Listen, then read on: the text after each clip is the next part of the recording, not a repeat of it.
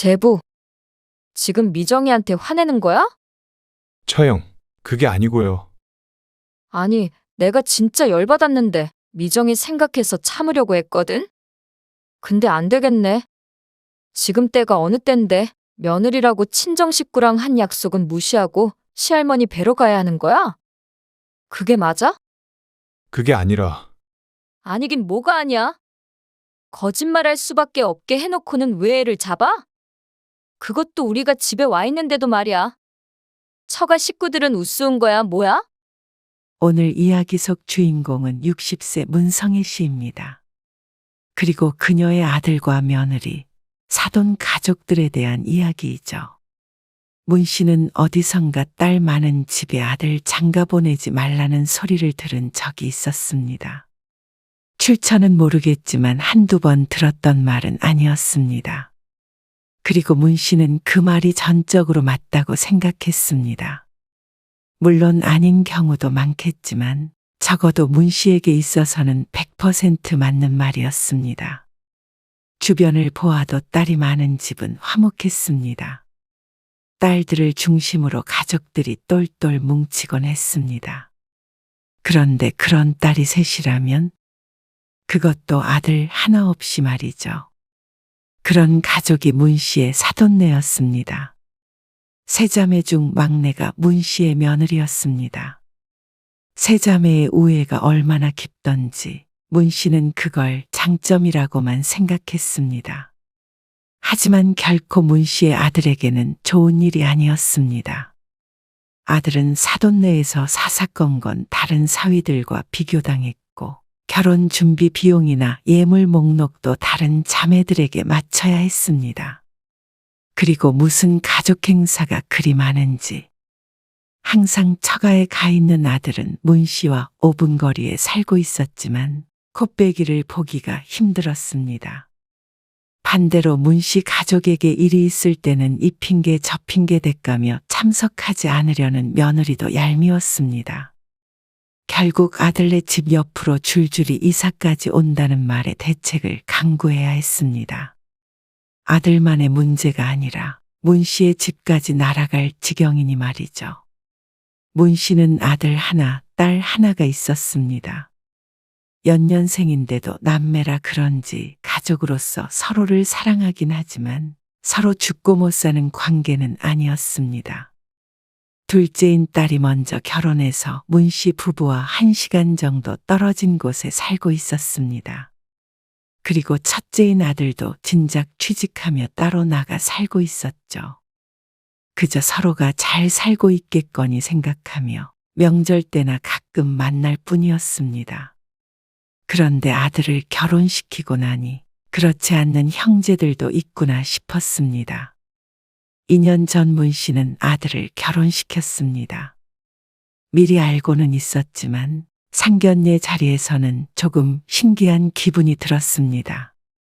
사돈부부와 세 자매가 나란히 앉아있는 모습을 보고 말이죠.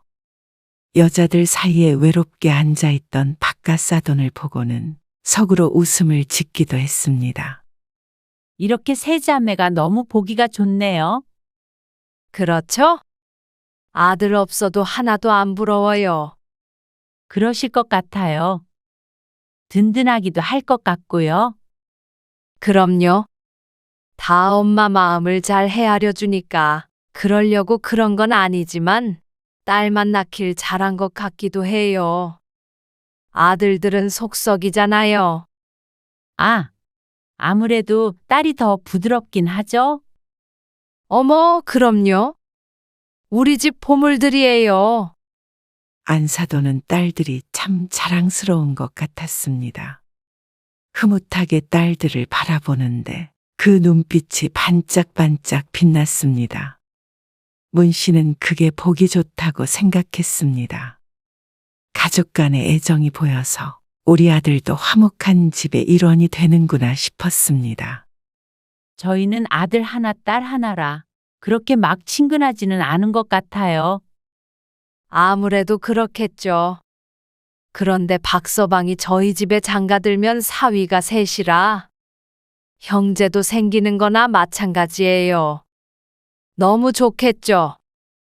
그렇겠네요. 며느리의 언니 둘은 이미 결혼을 했고 아들네가 마지막이었습니다. 안사돈의 말대로 사위가 셋이나 되니 아들에게 새로운 가족이 많이도 생긴다고 생각했습니다. 집은 애들 직장 근처에다 마련하면 되지 않을까 싶어요. 비용 절반은 저희가 선종이한테 줄 거고요. 결혼 아기가 나오고 얼마 안 돼서 아들을 통해서 결혼 비용을 반씩하는 게 좋을 것 같다는 말을 들었습니다.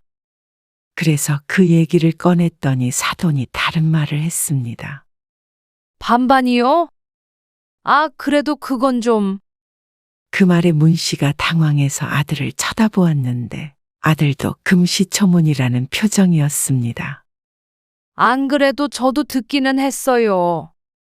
애들이 멋모르고 그런 얘기를 했나 본데, 그래도 저희 두 딸이 결혼할 때 다 시집에서 집은 해왔거든요.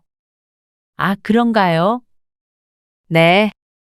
근데 이게 막내만 반반하자면 언니들도 서운해 할 것 같고요. 수진이도 마음이 좀 그렇지 않겠어요? 그러자 두 딸이 동조하는 듯 고개를 끄덕였고 문 씨의 며느리조차 눈치는 보고 있지만 반박하는 말은 하지 않았습니다. 얘기가 다 된 것인 줄 알았는데 상견례 자리에서 대놓고 집을 해오라는 말을 들으니 조금 황당하긴 했습니다. 남자라는 이유로 집을 해오라는 말은 부당하다고 생각했습니다. 문 씨도 딸을 결혼시켰지만 당연하듯 반씩 지원을 해줬습니다. 그렇게 따지면 문 씨의 딸도 서운할 것이었습니다. 문 씨는 흔쾌히 대답하지 못했고 그날의 상견례는 그렇게 끝이 났습니다. 그리고 문 씨 가족이 모여서 의논을 한 결과 문 씨의 집 바로 옆 아파트에 월세를 주고 있던 24평짜리 아파트가 있는데 그게 만기가 되면 아들네가 들어가서 살기로 했습니다. 딸이 섭섭하지 않다며 흔쾌히 고개를 끄덕여서 가능했죠. 우선 너희 결혼식 전에 세입자가 나가니까. 나가면 수리를 하든 어떻게 하든 하고 나중에 돈 모아서 더 넓은 집으로 가거나 다른 데로 이사 가게 생기면 그때 그 집 팔아서 줄게. 네. 감사해요. 죄송합니다. 문 씨 부부도 기분이 좋을 수는 없었습니다. 얼마 뒤에 받은 예물 목록을 보고는 또 한 번 참을인 3번을 새겨야 했습니다. 두 딸을 결혼시키면서 받았던 예물들과 동등하게 해달라는 메시지도 있었는데 이해가 가지 않았습니다. 도대체 왜 막내딸을 결혼시키며 나머지 자매들과 똑같이 해야 하는지 말이죠. 불필요해 보이는 것들이 적힌 목록을 보고 있자니 지금 결혼을 시키는 것인지 며느리를 사오는 것인지 구분이 가지 않았습니다. 아들 있는 게 부럽지 않다더니 이래서 그런 말을 했나 싶었습니다. 이 상황만 보자면 아들이 있다는 이유만으로 도대체 얼마를 내줘야 하는 것인지 가늠이 가지 않았습니다. 그래도 형편이 안 되는 것도 아니고 최대한 서로 기분 나쁘지 않게 하자. 아니, 그렇다고 우리가 재벌도 아니고. 그리고 다 그렇다 쳐도 할 거면 양가에서 똑같이 해야 하는 거 아니야? 요즘 때가 어느 때인데 이러는 거야? 그렇다고 싫다고 그래? 아들은 예물이나 기타 결혼에 필요한 비용은 전부 자신이 모아둔 돈으로 하겠다고 했습니다. 그런데도 문 씨의 마음은 좋지 않았습니다. 아들의 돈이라고 하더라도 쓰지 않아도 될 돈을 쓰는 기분이었습니다. 이런 것 때문에 결혼을 미룰 수는 없잖아. 왜 없어? 다 이런 것 때문에 결혼을 미루는 거지 뭐. 좋게 생각해. 문 씨도 아들 며느리가 결혼을 준비하다가 갈라서길 원하지 않았습니다. 남편의 말대로 그쪽에서 하자는 대로 맞춰서 결혼만 한다면 그 뒤로는 모든 게 잘 될 것이라고 생각했습니다. 그런데 그게 아니었습니다. 상견례에서 겪었던 모든 것들이 그걸 말해주고 있었지만 눈치채지 못한 문 씨의 잘못이었습니다. 문 씨 부부가 어리석었죠.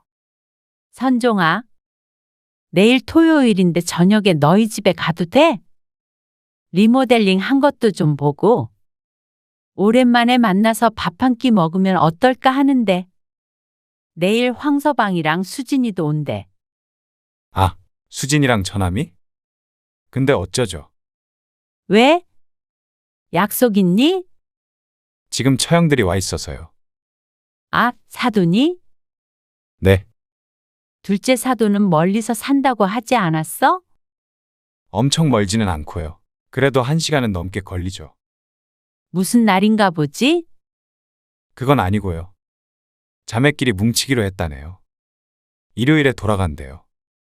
아, 자고 가는 거야? 이틀 동안?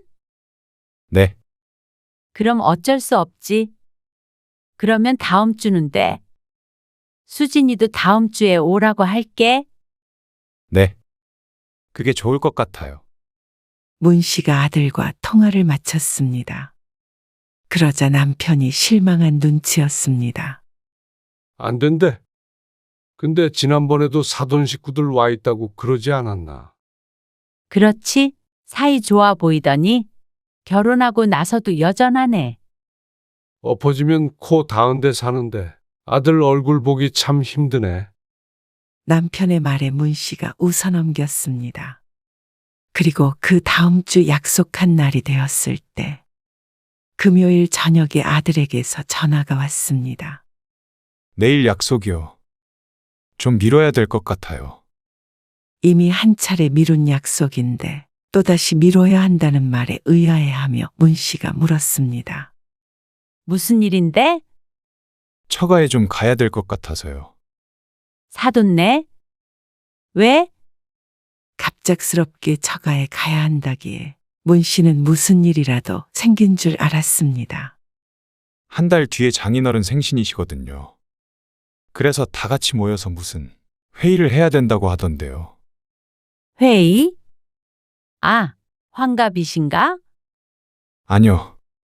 그건 아니고요. 환갑도 아니고 생일이 한 달이나 남았는데 가족회의를 하기 위해서 다 같이 모여야 한다는 말이었습니다. 그것도 하루 전날에 통보를 하고 말이죠. 문 씨는 황당했지만 그렇다고 거기 가지 말고 우리 집으로 오라고 할 수도 없었습니다. 생신 때문에 형님들도 다 오셔서 저희만 빠질 수가 없을 것 같아요. 그래, 그렇겠지? 그렇게 따지자면 인원수는 적었지만 문 씨의 가족도 다 같이 모이는 것이었습니다. 딸도 사위와 같이 온다니 말이죠. 우리는 가까우니까 뭐. 알았어. 나중에 그러면 너희 시간 될 때 보자. 네.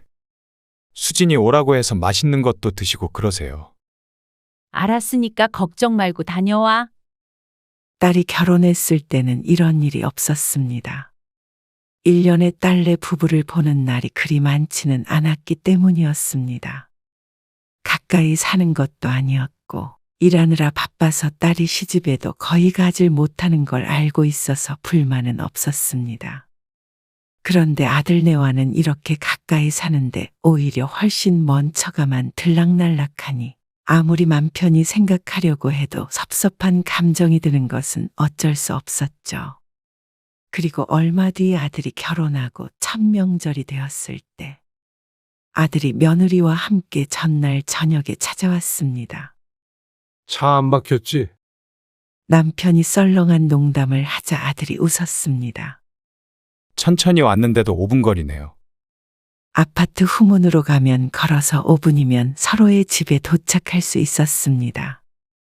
명절 때 도로에서 버리는 시간을 이렇게 아낄 수 있으니 가까이 사는 게 큰 장점이라는 생각이 들었습니다. 아들 부부는 문 씨가 차려놓은 저녁밥을 먹었습니다. 근데 집이 코앞이라 자고 가는 것도 이상하고 잠자리도 불편할 것 같아서 잠은 집에서 자고 다음날 아침 일찍 차례를 지내러 다시 오기로 했습니다. 차례 음식은 거의 다 해놨거든. 그래서 너무 일찍 올 필요는 없고 한 8시 반쯤? 맞춰서 오면 될 것 같아? 네. 그때 올게요. 그리고 다음날 아침이 되었을 때 아들 부부가 다시 와서 함께 차례를 지냈습니다. 사돈도 차례 지내시나? 네. 지내요. 근데 딸들이 다 결혼을 해서 지금 아무도 없겠네. 그러자 며느리의 표정이 어두워졌습니다. 그리고 옆에 있던 아들이 조심스럽게 말을 꺼냈습니다. 안 그래도 그것 때문에 드릴 말씀이 있는데요. 뭐? 다음 명절부터는 처형네랑 돌아가면서 처가에 먼저 가기로 했어요. 그게 무슨 말이야? 아무래도 미정이네는 아들이 없으니까 차례 도와줄 자식이 없잖아요. 그래서 자매가 돌아가면서 돕자는 말이 나와서요. 다음 명절에는 큰 처형네가 가기로 했고요. 저희는 내년 명절이죠. 내년 명절에는 처가에 먼저 갔다가 올게요. 아들이 하는 말을 천천히 곱씹어 보았습니다. 그러니까 문씨 부부가 아들 며느리 없이 차례를 지내야 하는 때가 한 번씩 돌아온다는 말이었습니다. 그렇게 되면 문씨 부부는 다른 아들이 없기에 가끔이라도 차례를 자식 없이 지내야 했습니다. 그리고 다른 자매들도 다 그렇게 하기로 했다는 말을 덧붙였습니다. 이게 맞나 싶었습니다. 그런데 또 생각해보면 아들이라는 이유만으로 먼저 집에 오는 것은 불합리한 것 같기도 했습니다. 매번 처가 먼저 가는 것이 아니기에 문씨 부부도 그러라고 했습니다. 장점도 있었습니다. 차례는 문씨 부부 둘이 지내야 하겠지만 그래도 아들네가 늦게 오는 날에는 딸과 다 함께 만날 수도 있었으니 말이죠. 그리고 아들 부부는 서둘러 자리에서 일어났습니다. 차 막히기 전에 처가에 가봐야 한다며 말이죠. 급히 아들네를 배웅하고 나니 9시가 조금 넘은 시간이었습니다. 아들의 뒷모습을 보니 어쩐지 딱하게 느껴졌습니다. 처가 식구들끼리 사이가 좋은 것은 좋지만 거기에 늘 끌려다니는 것 같다고 생각했습니다. 그리고 어느 날 주말에 전화를 했을 때는 집에 혼자 있다고 했습니다. 미정이는 어디 가고 혼자야? 처형네 집에 갔어요. 또? 근데 너는 왜 안 갔어? 저는 좀 쉬고 싶어서요. 그래서 널 두고 간 거야? 피곤해서 제가 못 가겠다고 했어요. 휴대폰 너머로도 아들의 깊고 무거운 숨결이 느껴질 정도였습니다. 그래. 피곤할 텐데 어서 쉬어. 왜 전화하셨어요? 아니야. 그냥 뭐 하나 궁금해서 전화해봤어. 네. 저 그럼 한숨 잘게요. 그래. 쉬어. 문 씨는 전화를 끊고 남편을 바라보았습니다.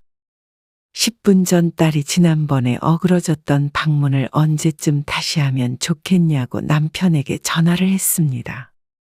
그래서 문 씨가 아들에게 물어보려고 전화를 건 것이었는데 안 그래도 처가에 시달리는 아들을 집에서까지 오라가라 하며 못살게 굴고 싶지 않았습니다. 내가 수진이한테 말할게. 우리끼리 따로 보자. 그리고 그 다음 주에 문 씨 부부는 딸 부부를 따로 만났습니다. 오빠는 뭐가 그렇게 바빠? 그러게. 그리고 신혼이잖아.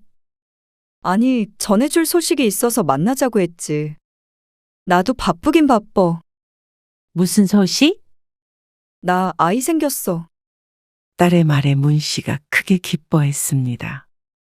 딸 부부가 결혼한 지 몇 년 됐는데 아이를 안 가지려나 싶었던 참이었습니다.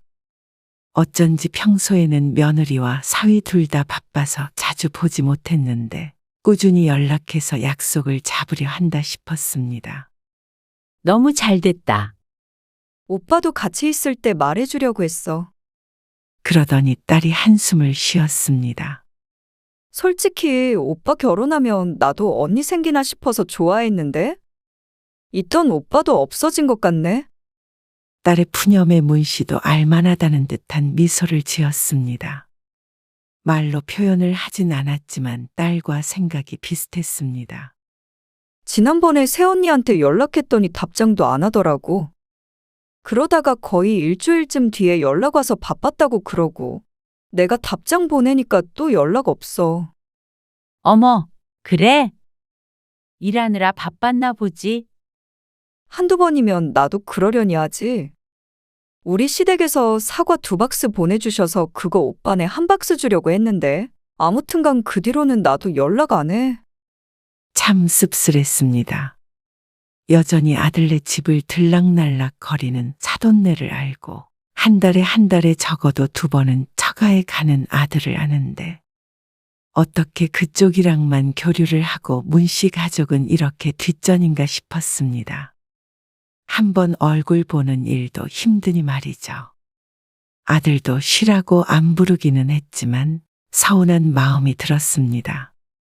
처가에 그렇게 열심히 가는 게 며느리가 원해서일 텐데 그렇다면 문씨 가족과 만나지 않는 것은 아들이 원하지 않아서라는 생각이 들었죠. 그러다 몇 달 뒤 아들 며느리를 부를 일이 생겼습니다. 이번에 할머니 올라오시는데 둘이 같이 들러. 저녁 먹게? 문씨의 시어머니가 시골에서 올라오시는 날이었습니다. 큰형님네 며칠 머물기로 하셨는데 문씨의 집에도 잠깐 들르기로 했죠. 아들은 며느리에게 물어본다더니 몇 시간 뒤에 다시 전화를 했습니다. 아, 미정이 그날 야근한다네요. 다음 주 금요일 저녁에 야근 때문에 저녁 식사를 같이 못하겠다는 며느리. 회사 일 때문에 어쩔 수 없는 건 알지만 서운함은 쌓여만 갔습니다. 무슨 일만 있으면 야근한다 뭐한다 하면서 오지 않는 며느리. 그동안에는 아들만 몇 번 얼굴을 비쳤고 며느리는 본 적이 거의 없었습니다. 그렇구나 하고 별다른 말은 하지 않았지만 문 씨가 섭섭해하는 데에는 충분한 이유가 있다고 생각했습니다. 단 5분이었습니다. 집 밖을 나서서 문 씨의 집에 도달하는 데 걸리는 시간이 말이죠. 아무리 느린 걸음이어도 10분이었습니다. 차 타고 1시간이 넘는 사돈네에는 그렇게 자주 가면서 어떻게 이렇게 가까운 시집에 올 때만 약속이 있고 야근을 하고 그러는지 몰랐습니다. 저 혼자라도 갈게요. 그래. 그럼 그때 보자. 문 씨는 속이 부글부글 끓는 것 같았습니다. 그렇다고 야근한다는 며느리를 끌어다 놓을 수도 없었습니다. 그런 나쁜 시모는 되고 싶은 마음이 추호도 없었습니다. 그리고 그날 저녁이 됐을 때 문 씨 부부와 아들은 시어머니를 모시고 식사를 했습니다. 집 근처 삼계탕 집에서 식사를 하고 천천히 걸어서 문 씨의 집으로 향하고 있었습니다. 어머님 바람도 선선하니 좋죠? 그러네. 우리 손주 며느리도 보고 갔으면 좋을 텐데. 회사 일이 바쁘다네요. 다음에 한번 같이 내려갈게요. 그래. 형님이 한 20분 뒤에 모시러 온다니까. 그때까지 집에서 차 마시고 기다리면 될 것 같아요. 알았어. 선종이 집은 여기 아니야? 먼저 들어가 봐. 어? 그런데 아들네 아파트 앞을 지나려는데 택시에서 익숙한 얼굴이 보였습니다. 미정이 아니야? 일이 생각보다 일찍 끝났나 보네. 그런데 뒤이어서 내리는 두 인물을 보니 출발지가 회사가 아니라는 걸 알 수가 있었습니다. 처형? 아들이 옆에서 중얼거렸고 택시에선 내린 새 여자와 문 씨 가족이 마주쳤습니다. 어머님, 아버님. 아, 안녕하세요. 안녕하세요. 오랜만에 보네요. 미정아. 우린 먼저 들어가 있을게. 두 사돈이 아들네 아파트 쪽으로 사라졌고 며느리는 남아서 시할머니에게 인사를 했습니다. 아이고, 늦은 시간까지 일하느라 고생이 많네. 아, 아니에요. 엄마, 저는 여기서 집으로 들어가 볼게요. 할머니, 나중에 제가 한번 내려갈게요. 그래. 어서 들어가 봐. 네. 다음에 뵐게요. 아들은 급히 며느리를 데리고 아파트 단지로 사라졌습니다. 언뜻 본 아들의 표정이 너무 좋지 않았습니다. 문 씨 부부는 집으로 들어갔다가 몇 분 뒤에 다시 시어머니를 배웅했습니다. 시어머니가 차에 올라타자 문 씨가 남편에게 말했습니다. 당신 먼저 들어가 봐. 왜? 나는 선종이네 잠깐 다녀올게. 미정이 때문에 그래? 아들네 부부가 걱정되기도 했고 며느리에게도 자초지종을 들어보자 싶었습니다. 나온 김에 선종이한테 잠깐 나오라고 하게. 남편이 먼저 집에 들어갔고 문 씨는 아들에게 전화를 걸며 옆 아파트로 천천히 걸음을 옮겼습니다. 아들은 전화를 받지 않았습니다. 혹시라도 싸우고 싶나 싶어서 마음이 불편했습니다. 아파트 후문을 통해서 뒷길로 걸어가는데 저기서 아들과 며느리가 보였습니다. 아직 집에 안 들어간 것인지 아니면 다시 나왔는지는 모르지만 사도는 보이지 않았습니다. 어쨌거나 당신이 야근한다고 거짓말 한 건 맞잖아. 아니야? 한창 언성을 높이며 싸우고 있는 아들 부부를 보고는 문 씨는 걸음을 멈췄습니다. 아니, 그렇게 말하면 나도 서운해. 원래 언니들이랑 만나기로 했었는데 오빠가 일방적으로 약속을 깨려고 했던 거잖아. 아니, 약속을 깨려는 게 아니라 처형들은 그냥 놀러 오는 거고 거의 매주 보잖아. 할머니는 오랜만에 오신 거야. 우리 결혼한 뒤로는 뵙지도 못했다고. 근데 여기까지 오셨는데 바로 옆에 살면서 얼굴 한 번 안 봐. 난 당연히 그게 먼저라고 생각했지. 아니, 왜 시집 식구가 먼저야? 선약이 먼저지. 그렇다고 야근한다고 거짓말을 해. 당신도 그냥 거절하기가 그랬으니까 거짓말까지 했겠지. 그리고 거짓말을 했으면 들키지나 말던가. 어떻게 바로 집 앞에서 3시 택시에서 내려? 우리도 외식한다고 했으면 마주칠 수도 있다고 생각을 했어야지. 아니, 솔직히 어떻게 거기서 마주칠 거라고 생각해? 아까 밥 먹고 있다고 했잖아. 다 먹고 나왔지. 그럼 오빠가 말을 해줬으면 됐지. 나한테까지 야근한다고 했는데 내가 어떻게 알고? 이게 다 오빠 때문이야? 형부들은 늘 와이프 배려해서 우리 가족 행사 먼저 생각해줘. 또 그 소리야? 왜 자꾸 형님들이랑 비교를 해? 그 말에 문 씨의 인상이 사정없이 일그러졌습니다. 거짓말을 한 것보다도 기분이 나빴습니다. 내 아들을 다른 사람과 비교해서 저런 괴로운 표정을 짓게 하는 며느리가 곱게 보이지 않았습니다. 아들의 말을 들어보니 한두 번도 아니었던 것 같고 말이죠. 문 씨가 가서 한마디를 해야 할까 말까 망설였습니다. 하지만 여기서 끼어들어서 며느리한테 퍼부어봤자 아들 며느리 사이에 무슨 도움이 될까 싶었습니다. 상황이 더 악화되면 악화됐지 결코 좋게 끝날 리가 없다고 생각했습니다. 그래서 문 씨는 한숨을 한 번 내쉬고 뒤를 돌았습니다. 얘기를 하더라도 나중에 아들이랑 따로 하자 싶었습니다. 그런데 날카로운 목소리가 문 씨의 뒤통수를 때렸습니다. 제부, 지금 미정이한테 화내는 거야? 처형, 그게 아니고요.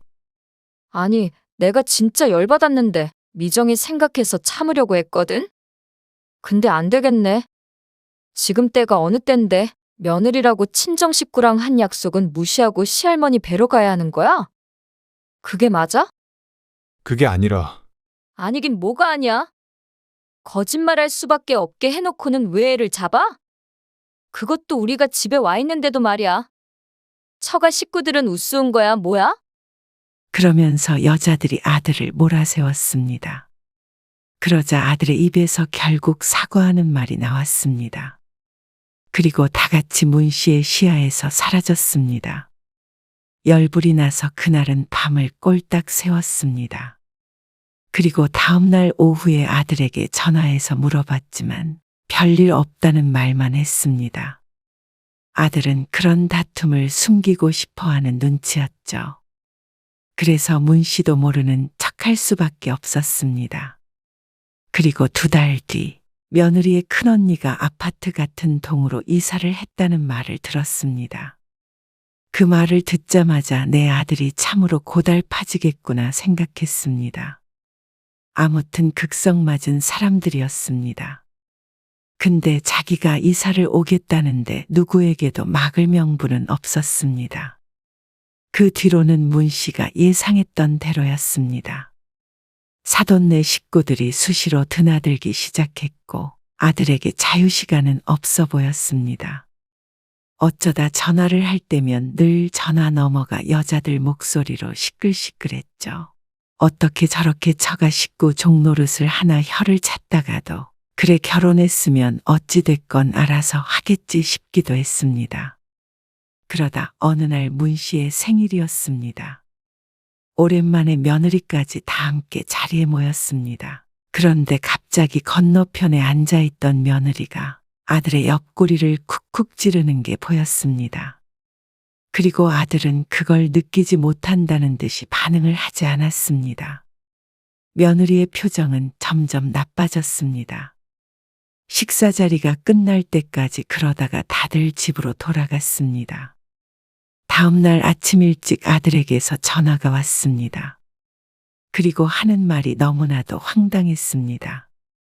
둘째 처형도 이쪽으로 이사를 오고 싶어 해요. 뭐? 멀리 살잖아. 1시간 거리라 직장에 왔다 갔다 할 건가 봐요.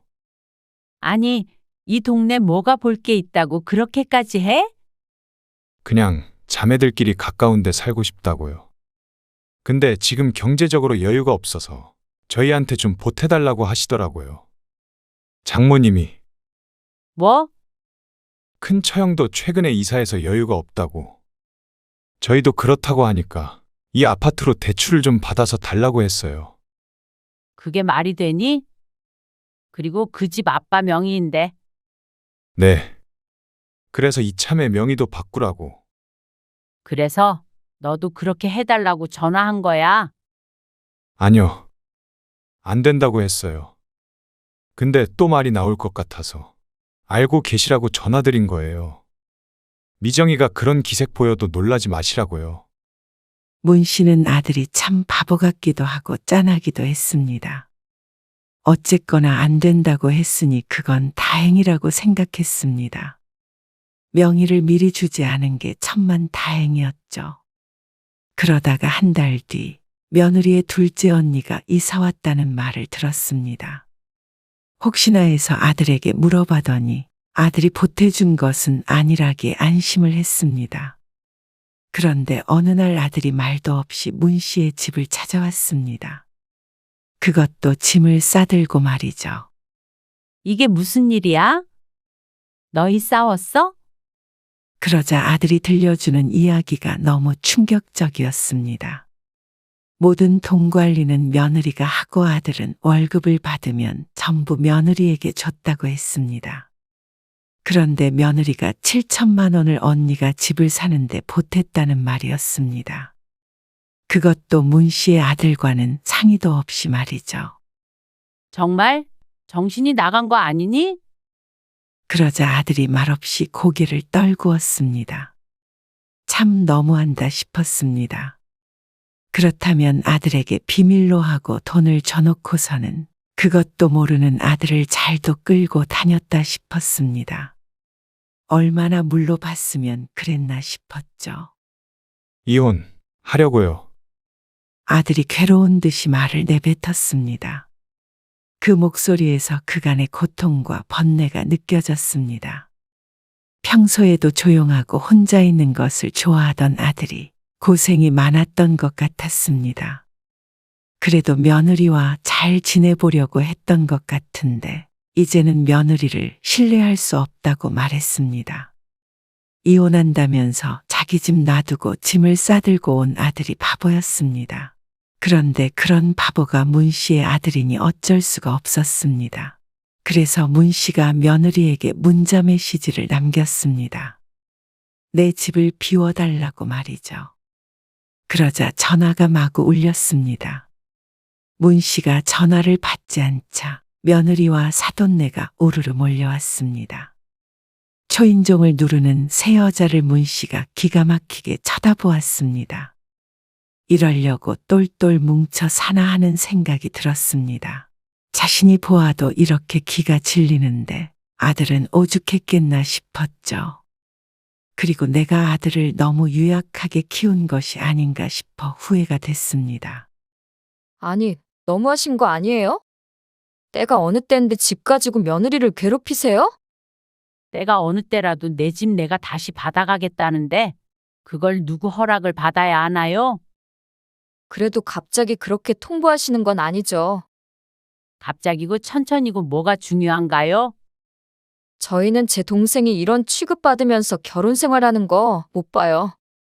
그러면서 이혼도 불사할 거란 말에 문 씨가 코웃음을 지었습니다. 이미 여기는 도장 찍을 준비돼 있으니까 서류만 가져오세요.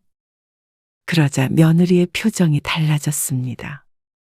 혹시 7천만 원 때문에 그러세요? 그러면서 그 돈은 당연히 갚으려고 했다는 말을 했는데 돈이 중요한 것이 아니었습니다. 그건 당연히 돌려줘야 하는 거고요. 일단 집은 확실히 비워주세요. 그거는 조만간 내가 아들 명의로 줄 건데 불청객이 들어앉아 있으면 안 되니까요. 뭐라고요? 가족들끼리 힘들면 좀 도와줄 수도 있는 거 아니에요. 그래서 우리 아들이 힘드니까 내가 좀 도와주려는 거잖아요. 이렇게 깡패처럼 우르르 몰려와서 뭐 하는 건지 모르겠네. 기가 막혀 하는 사돈네를 집에서 몰아내버렸습니다. 그리고 아들은 며느리와 얘기를 한다며 방에 한참 들어갔다가 나왔습니다. 문을 열고 나온 아들의 표정은 착잡했고 며느리는 울음범벅이었습니다. 그리고 얼마 뒤에 아들은 이혼 도장을 찍었습니다. 빌려줬던 돈은 바깥 사돈에게서 받았죠. 그나마 아이가 없어서 다행이라고 생각했습니다. 사돈이었던 사람들과 한 아파트에 사는 게 힘들다는 아들은 좀 떨어진 곳에 집을 구했습니다. 죄송해요. 제가 너무 부모님 생각을 못했어요. 자신이 못나게 굴어서 부모에게도 상처를 줬다며 아들이 사과했습니다. 2년 동안에 아들에게 서운한 것도 많았고 미울 때도 있었지만 그래도 결혼한 지 2년 만에 이혼남이 되어버린 아들을 보니 마음이 좋지 않았습니다. 하지만 한편으로는 빨리 깨닫고 갈라선 것이 다행이라고 생각하기도 했습니다. 어쨌거나 아들이 아직 젊으니 새 출발을 하면 될 테니 말이죠. 그 와중에 단단해졌다면 그것도 인생의 교훈으로 삼고 살아갈 수 있을 것이었습니다.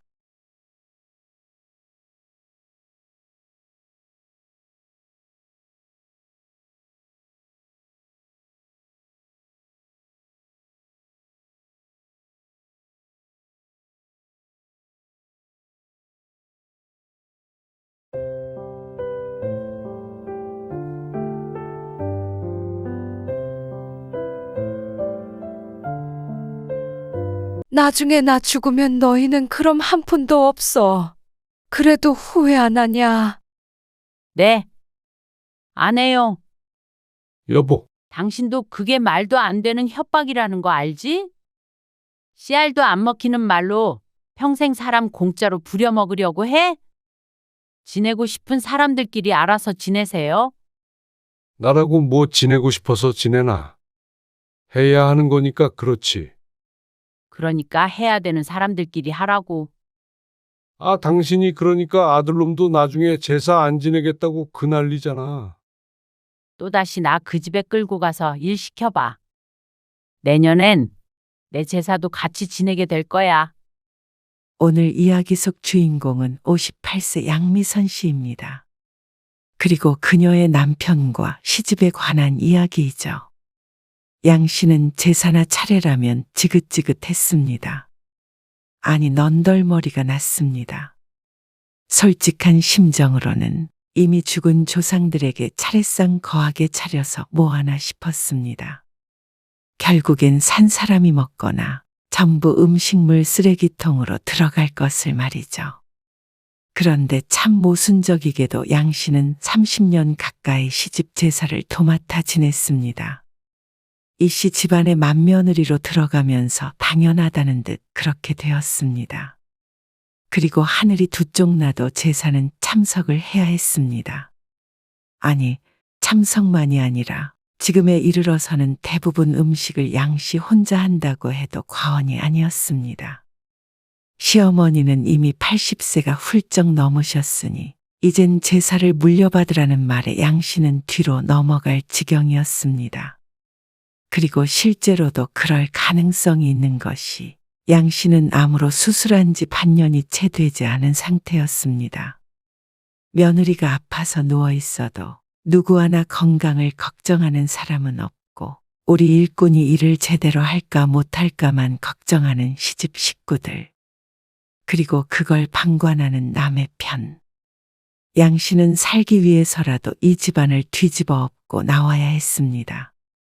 양씨는 26세 남편과 결혼을 해서 슬아의 아들을 하나 두었습니다. 아들을 낳았으니 그나마 몇 년은 구박이 덜했지만 양씨는 둘째가라면 서러울 만큼 힘든 젊은 시절을 보냈습니다. 바로 시부모님 때문에 말이죠.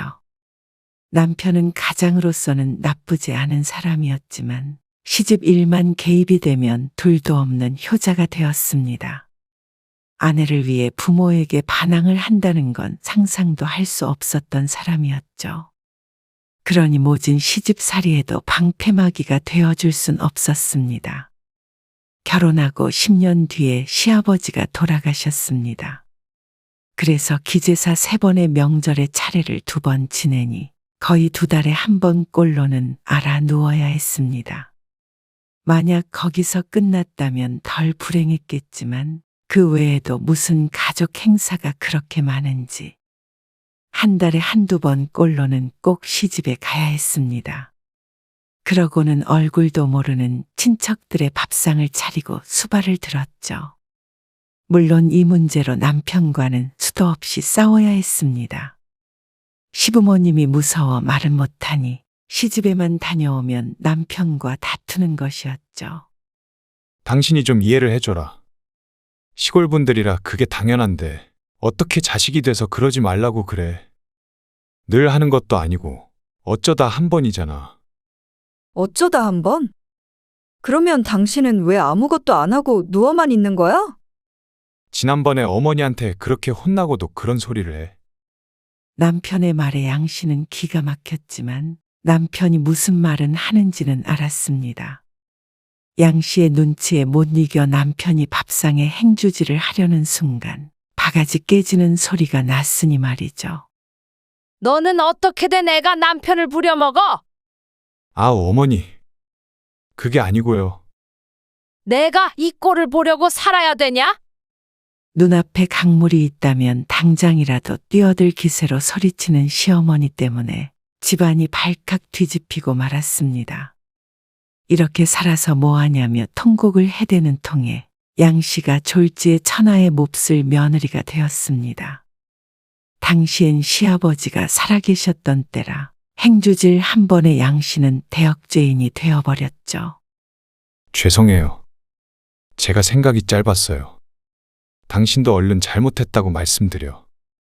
남편이 그렇게 나오니 시집엔 양씨의 편을 들어줄 사람이 아무도 없었습니다.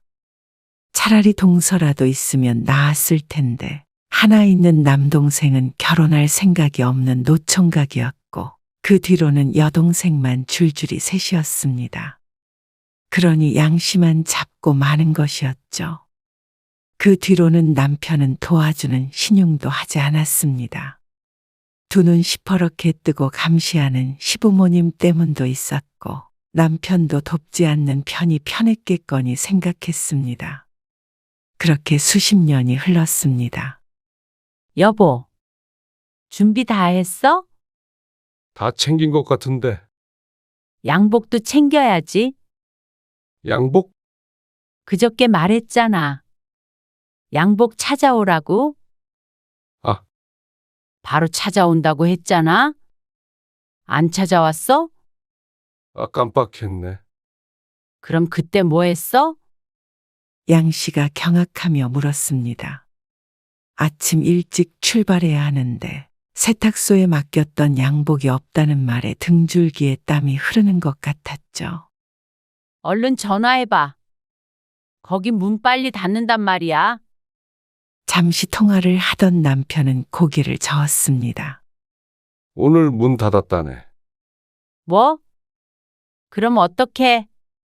그러니까 내가 여러 번 물어봤잖아. 이걸 어째? 검정색 양복 아무거나 챙겨? 넥타이는? 문제는 무늬 없는 검정 넥타이가 없다는 것이었습니다. 가서 사지 뭐. 그걸 어디서 사? 어디든 살 데가 있겠지. 명절에 문을 여나? 나는 몰라. 당신이 알아서 해. 알았어. 시어머니가 정해놓은 약속 시간을 지키려면 빨리 서둘러야 했습니다.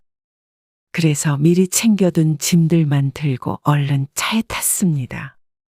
양 씨 부부는 명절 이틀 전 저녁에 남편이 퇴근하자마자 시집으로 갔습니다. 그래야 그 많은 음식들을 다 준비하니 말이죠. 차는 왜 이렇게 막히는 거야? 그러게. 벌써부터 내려가나 다들. 양 씨는 이런 초조한 기분이 반갑지 않았습니다. 명절에 일손을 보태러 가는 것인데 꼭 쫓기는 듯한 기분이 들어야 하나 싶었습니다. 젊었을 때부터 그래왔기에 나이가 들어도 여전했습니다.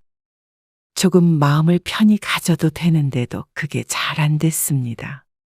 차례에 대해서 얘기가 나오면 늘 조상에 관해 말합니다. 제사나 차례를 잘 지내야 조상이 굽어 살핀다고 말이죠. 그런데 말은 안 했어도 양 씨는 속으로 생각했습니다. 정작 조상 덕을 본 사람들은 다들 명절에 해외에 나가 있다는 사실을 시집 식구들은 알까 몰랐습니다. 내 친구 중에 숙경이 알지? 알지? 이번에도 해외여행 간다더라. 그래? 자주 가네. 이번엔 어디 간대? 이탈리아인가 어딘가 아무튼 유럽으로 간대. 신기하네. 차례도 안 지내? 요즘에 그런 집이 얼마나 많은데. 차례 안 지내도 훨씬 잘 사네요. 해외여행 가면 잘 사는 거야? 집안도 평안하고 자식도 잘 되고 그래야 잘 사는 거지. 참나? 숙경이네 아들 의사야. 이번에 여행도 아들네가 효도한다고 같이 가는 건데 뭘. 소문났어? 자식 농사 잘 지었다고?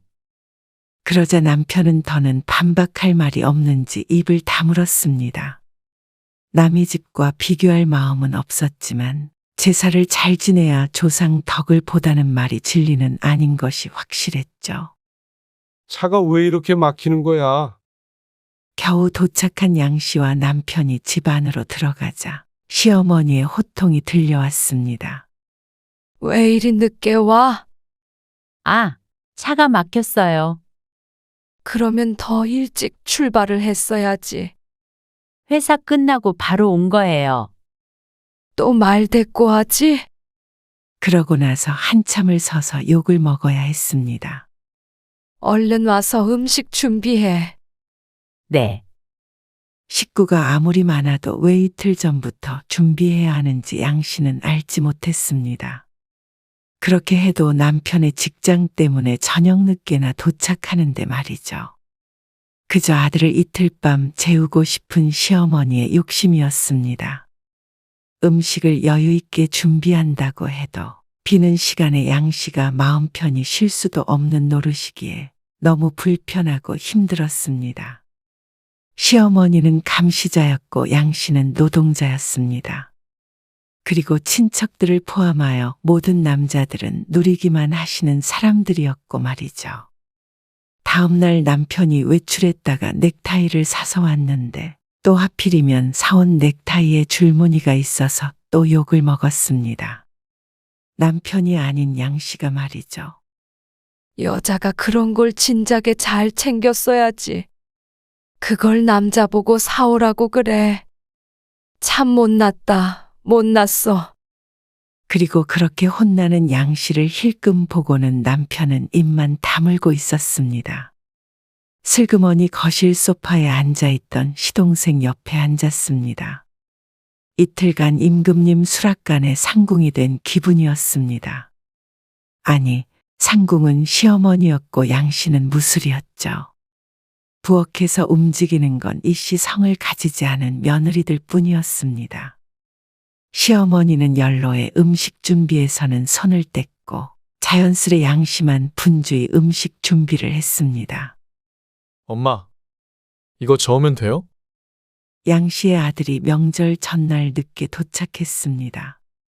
추운 날에도 홀로 땀을 흘리고 있는 양씨를 보다 못해 아들이 도와주겠다고 나섰지만 시어머니가 난리였습니다. 양씨도 괜히 큰 소리 날까봐 가만히 있긴 했지만 늘 시어머니가 이해가 가지 않았습니다. 옛날부터 시아버지보다 더 한 분이었습니다. 왜 남자 여자를 스스로 갈라가며 식모 노릇을 자처하는지 몰랐습니다. 수십 년간 이어오던 전통이라 그런 것인지 아니면 자신을 대신할 며느리가 있어서 그런 것인지. 어쨌거나 양씨는 마지막 희생양이 자신에서 끝나길 바랐습니다. 며느리에게 이런 일을 시키고 싶지 않았습니다. 뒤늦게 온 시누이와 조카들의 수발까지 들었습니다. 그리고 나서야 집으로 돌아갈 수가 있었습니다. 당연히 하루 동안은 꼬박 알아 누워야 했습니다. 아니, 이러고 또 다음 달에 제사잖아. 그렇지.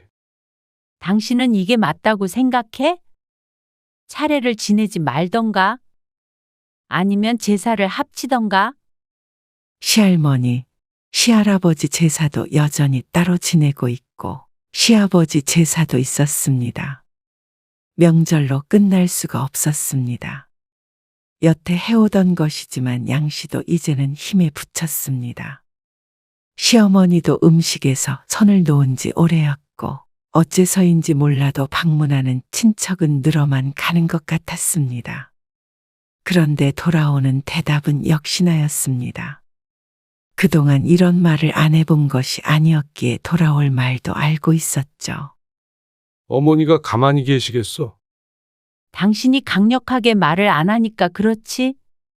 그러다 어머니 쓰러지신다. 어머니 돌아가시면 그때는 내 선에서 해결해 볼게. 근데 살아계신 동안에는 그런 걸로 신경 쓰이게 하지 말자. 어머니가 사시면 얼마나 사시겠어? 양씨만 늘 나쁜 며느리였습니다. 고생스러워도 조금만 참아줘. 남편이 양씨를 위로하는 척하지만 남편도 결국엔 똑같았습니다. 누구도 양씨의 노고를 알아주지 않았습니다. 며느리가 당연히 해야 하는 일이라고 생각했습니다. 남편만 하더라도 조금만 참으라고 했지. 왜 양씨 혼자서 그 고생을 해야 하는지 의문을 갖지는 않았습니다.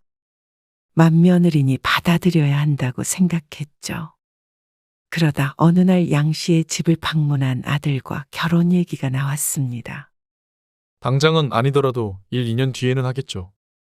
아들에게는 오래 교제한 여자친구가 있었는데 결혼까지 생각하는 모양이었습니다. 양씨도 몇 번 보았는데 참하고 똑부러지는 아가씨였습니다. 양씨는 그 아가씨가 며느리가 될 거라고 생각하면 대환영이었습니다. 그런데 아들은 1, 2년 뒤에 결혼한다더니 미리 못을 박듯 말을 했습니다. 제사요? 근데 제사는 모르겠어요. 지금 생각으로는 제사를 지금처럼 계속한다면 저 혼자 참석할 거고요. 명절엔 저희들끼리 여행 갈 생각이에요. 명절에 여행을 간다고? 결혼 얘기가 나왔을 때는 듣고만 있던 남편이 아들의 말에 놀라서 되물었습니다. 네. 1년에 휴가도 별로 없는데 명절에 여행 가면 좋죠. 그러면 집에는 안 온다는 말이야? 집에는 주말에 가끔 오면 되죠 뭐. 엄마 아빠도 할머니 댁 가실 거 아니에요? 그럼 차례는? 너희도 당연히 와야지. 할머니 돌아가신 다음에는 여기로 오고. 제사의 아들 며느리가 없는 게 말이 돼? 남편이 노발대발했습니다. 그 모습에서 어쩐지 시어머니가 보이는 듯 했습니다. 같은 핏줄이니 그렇겠죠. 반면에 아들은 그게 뭐가 문제냐는 식이었습니다. 요즘에 제사 지내는 집 별로 없어요. 아버지, 저는 저랑 결혼한 사람이 제사 때문에 희생하는 거, 저는 보고 싶지 않아요. 뭐야? 불시의 공격이라도 당한 것 마냥 남편이 펄쩍 뛰었습니다. 아마 찔리는 구석이 상당히 많을 것이겠죠. 양 씨는 새어나오는 웃음을 참기가 힘들었습니다. 너 임마. 그럼 자식 도리도 안 한다는 거야? 엄마 아빠 죽어도 제사 안 지내? 마음이 중요한 거 아니에요? 이 자식이 그래도 그런 식으로 할 거면 우리도 결혼할 때 한 푼도 안 보태줄 거야. 치사스러운 남편의 말에도 아들은 어깨를 으쓱했습니다. 그게 뭐가 문제냐는 듯한 태도였습니다. 남편은 부모 돈이 없으면 아들이 결혼도 못할 거라고 생각하는 듯 했죠. 아들은 오히려 그러면 제사에 안 가도 되는 거죠? 하며 불난 집에 부채질을 했습니다. 그 모습을 보며 양 씨는 조소했습니다. 시어머니가 돌아가시면 제사를 없앨 듯이 얘기했던 남편이 당연하다는 듯이 며느리가 생기면 제사를 지내고 차례를 지낼 것처럼 화를 내니 말이죠. 그리고 반년 뒤에 양 씨는 대장암 수술을 했습니다. 갑작스러운 암 진단에 양 씨 가족은 정신없는 시간을 보내야 했습니다. 다행히 수술도 잘 됐고 예후도 좋았지만 그래도 암이라 죽음의 문턱까지 들어갔다가 나온 것 같은 기분이었습니다. 또 전화 온다. 이리 줘봐. 내가 받을게. 차라리 전화 좀 꺼줘. 그래도 오늘이 제사인데 전화를 꺼놓으면 안 되지. 남편이 양 씨의 휴대폰을 들고 병실 밖을 나갔다가 금방 돌아왔습니다. 나 빨리 가봐야겠다. 갔다가 다시 올게. 그냥 내일 와. 제사인데 금방 다시 오면 또 전화해 불라. 양 씨는 서둘러 남편을 보냈습니다. 그리고는 생각했습니다.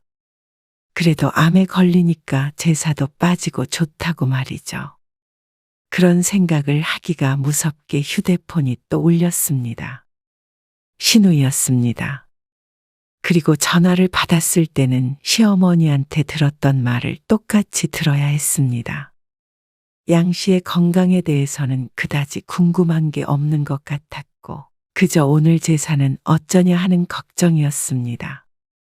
외며느리가 이렇게 누워있으니 음식할 사람이 없다는 것이 용건의 처음과 끝이었습니다. 이제 양 씨는 이씨 집안 식구들이라면 진절머리가 났습니다. 공교롭게도 이번에 있는 때 제사였지만 다음 명절엔 도살장에 소가 끌려가듯이 시집으로 끌려갔습니다. 그냥 가서 신용만 해. 어머니도 아픈 사람한테 시킬 만큼 그렇게 매정한 분 아니야.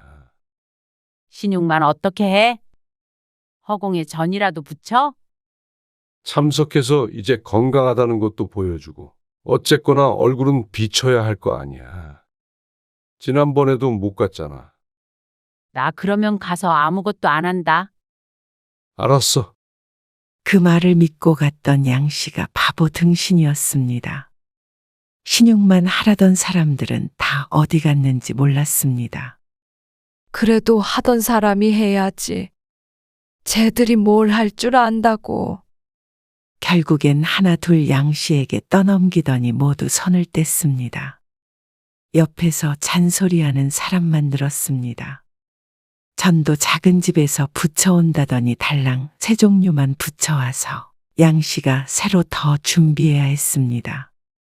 그거 전을 그렇게 작게 붙이면 어떡하나?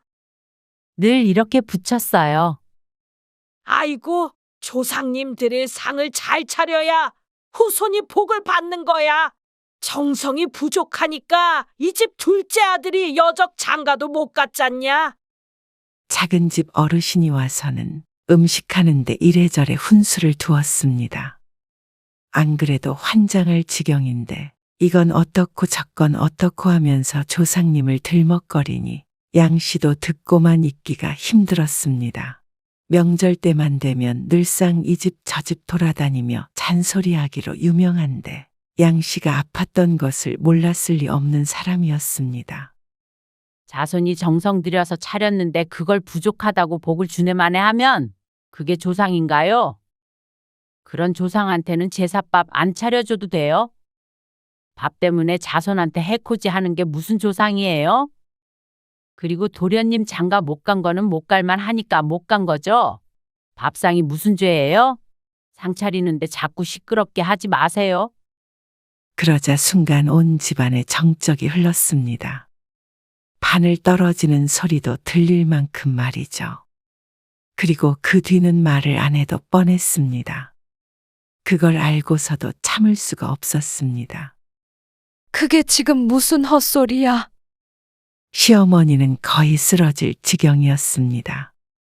한 번도 그런 적 없던 양 씨가 폭탄과도 같은 말을 하자 집이 초토화가 됐습니다.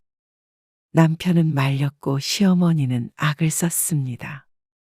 양 씨는 그 안에서 고요히 앉아 있다가 전을 부치던 뒤집개를 던지듯 내려놓았습니다. 그리고고선 전이 담긴 소쿠리를 획 하고 뒤집어 버렸죠. 저거 봐라. 감히. 말을 잇지 못하는 시어머니를 앞에 두고 양 씨는 그대로 짐을 쌌습니다. 모두들 아시다시피 제가 몸이 안 좋아서 여기까지밖에 못 돕겠네요. 제 생각엔 조상님들도 생판 남인 저보다는 같은 핏줄한테 얻어먹고 싶으실 것 같아요. 그러자 친척들의 수근거리는 소리가 들렸습니다. 며느리가 어쩌고 저쩌고 하는 소리 말이죠. 남편이 당황해서 양 씨를 말렸습니다. 그리고 양 씨는 그 손을 뿌리쳤습니다. 아, 맏아들인 당신이 하면 되겠네. 나는 집에서 좀 쉴게. 몸이 아파서 안 되겠다. 그리고 나서 혼자서 집으로 돌아왔습니다. 나중에 돌아온 남편은 양 씨를 탓했습니다. 어머니가 병원에 입원할 뻔했다며 말이죠. 입원을 왜 어머니가 하셔? 내가 해야지. 그래도 그렇게까지 말할 건 없었잖아. 내가 뭐 욕을 했어, 뭘 했어? 점잖게 말하려고 노력했어. 아, 여보. 그리고 며칠 뒤에 정말로 시어머니는 하루 입원을 했다가 퇴원했습니다. 그 나이에도 정정하셨는데 며느리 보라고 그런 건지 정말로 정신적 충격을 받아서 그런 건지는 알 수 없었습니다. 다만 양 씨가 천하의 몹쓸 며느리가 됐음은 자명했습니다. 그리고 남편은 충격적인 이야기를 꺼냈습니다. 다음 제사 때부터는 우리 집에서 해야 될 것 같아. 뭐? 어머니가 편찮으시니까. 어차피 어머니 아무것도 안 하셨어. 그러니까 이참에 우리 보고 물려받으라는 거지. 재산도 아니고 물려받긴 뭘 물려받아? 그럼 어떡하냐? 내가 장남인데. 당신 어머니 돌아가시면 제사 없애겠다고 했잖아. 어머니 안 돌아가셨잖아. 그리고 만약 돌아가셔도 말이야. 그래도 몇 년은 우리 집에서 지내야지. 기다렸다는 듯이 어떻게 바로 없애냐? 그리고 어머니 제사는 안 지내 그럼? 도대체가 말이 통하지 않았습니다. 난 그래도 당신 결혼 잘못했다는 소리 안 듣게 하려고 평생 최선을 다했어. 근데 당신 보니까 내가 엉뚱한 사람을 믿고 산 것 같다. 그게 무슨 말이야? 아내보다 제사가 더 중요하다는 남자를 뭘 믿고 살아? 그런 게 아니잖아. 그냥 나이 든 우리 엄마 안쓰럽지도 않아. 그래? 당신은 아픈 마누라는 안 안타까운가 보지? 아나도 골치 아파. 제사 가져오면 그래도 당신이 주도하는 거니까 좀 더 편하게 할 수 있잖아. 아니 내가 왜 남의 집 제사를 주도해? 남의 집이라니. 어머니도 편찮으시다고 그러고 나도 암 환자니까. 잘 됐네. 이참에 제사를 없애던가 며느리 없이 지내라고 그래. 뭐? 말이 돼? 양 씨는 경악하는 남편이 내뱉는 말을 듣는 둥 마는 둥 했습니다. 그러자 남편도 한참을 설득하려고 하더니 한숨을 쉬었습니다. 남편이 방패막이 안 되어주니 양씨 스스로 창도 들고 방패도 들고 하는 수밖에 없었습니다. 양씨가 더는 제사에 참석하지 않겠다고 하자 시어머니를 비롯한 시집 식구들이 눈에 불을 켜고 달려들었습니다. 시어머니도 편찮으시다더니 양씨보다도 더 건강해 보였습니다. 그러면서 유산을 가지고 협박까지 했습니다. 나중에 나 죽으면 너희는 그럼 한 푼도 없어. 어쩌면 아들과 똑같은 말을 하는지 몰랐습니다. 이래서 피는 못 속인다고 한 모양이었습니다. 시어머니는 김씨였는데 이 씨로 태어났어야 했던 거 아닌가 싶었습니다. 그래도 후회 안 하냐? 네? 안 해요. 유산을 가지고 하는 협박이 제일 무섭지 않았습니다. 결혼할 때도 받은 적 없는 돈이었습니다. 시어머니의 재산이라고는 지금 거주하고 있는 집 하나뿐이었는데 남편이 5남매였습니다. 세금 내고 5등분하면 손에 쥐는 돈도 얼마 되지 않았습니다. 그런데 그것 때문에 남은 평생 제사를 지낼 것이라고 생각하는 시집 식구들이 어리석었습니다. 아니, 수억을 준다고 해도 사양이었습니다. 당신도 그게 말도 안 되는 협박이라는 거 알지? 씨알도 안 먹히는 말로 평생 사람 공짜로 부려먹으려고 해? 당신도 나한테 다시는 그 말 하지 마. 지내고 싶은 사람들끼리 알아서 지내. 나라고 뭐 지내고 싶어서 지내나. 해야 하는 거니까 그렇지. 그러니까 해야 되는 사람들끼리 하라고. 아, 당신이 그러니까 아들놈도 나중에 제사 안 지내겠다고 그 난리잖아. 또다시 나 그 집에 끌고 가서 일 시켜봐. 내년엔 내 제사도 같이 지내게 될 거야. 양 씨가 마지막 선언을 하듯 말했습니다. 그러자 남편은 대꾸하지 못했습니다. 그제서야 양 씨가 항암을 하고 있는 환자라는 사실을 인식한 듯 했습니다.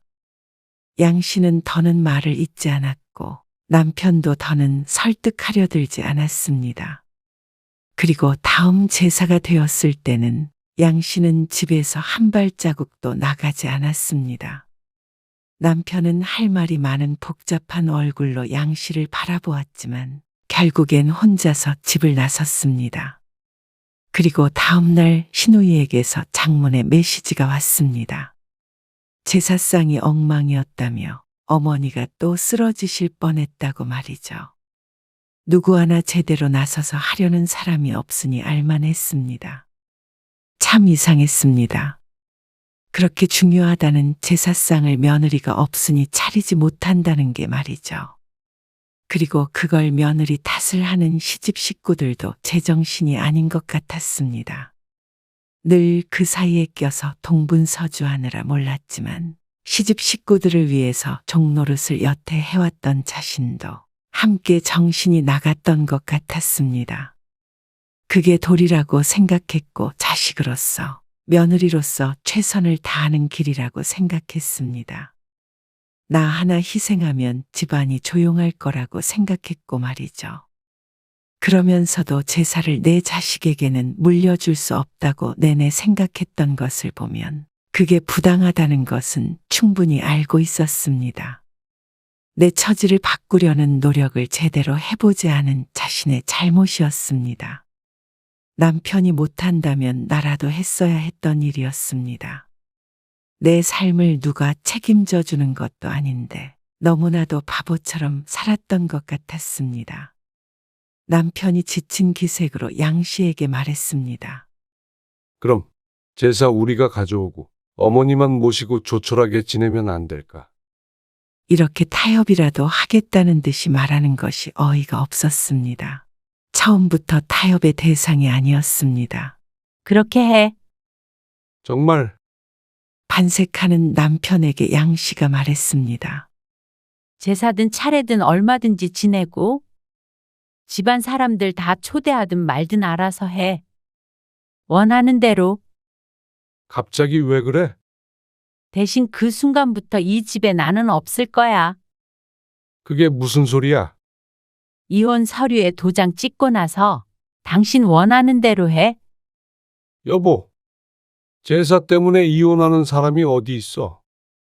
왜 없어? 천지에 널렸어. 진짜 너무 매정한 거 아니야? 당신이 남이야. 우리 집 식구잖아.